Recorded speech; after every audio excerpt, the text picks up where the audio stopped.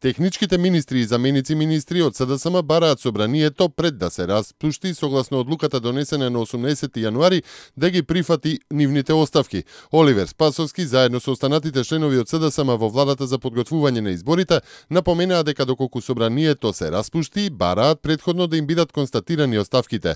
Тој вели дека на функција дошле како дел од Пржинскиот договор за да се реализираат фер и кредибилни избори за излез од политичката криза. Денеска министрите и дополнителните заменици министри на Социјалдемократскиот сојуз на Македонија поднесуваме оставки на функциите во владата на Република Македонија. Доколку остане на сила одлуката за распуштање на собранието донесена на 18 јануари 2016 година, бараме оставките претходно да се констатираат.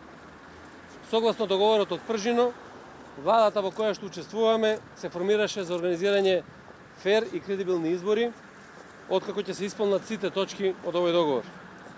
Во Македонија нема услови за фер и демократски избори на 24 април. Тоа е директно потврдено и од меѓународната заедница, од Европската унија и Соединетите Американски држави. Без прочистен избирачки список и без реформи за слободни медиуми нема услови за регуларни и кредибилни избори.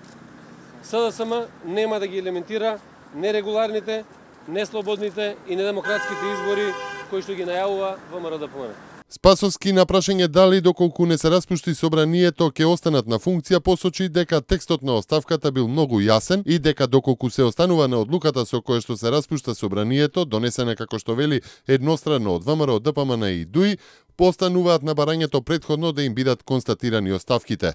Но што доколку не се распушти собранието? Тоа значи дека доколку остане на сила одлуката за распуштање на собранието, претходно бараме да не се констатираат оставките. На прашање пак што доколку не се констатираат оставките, Спасовски вели дека тие се во оставка од моментот на поднесувањето.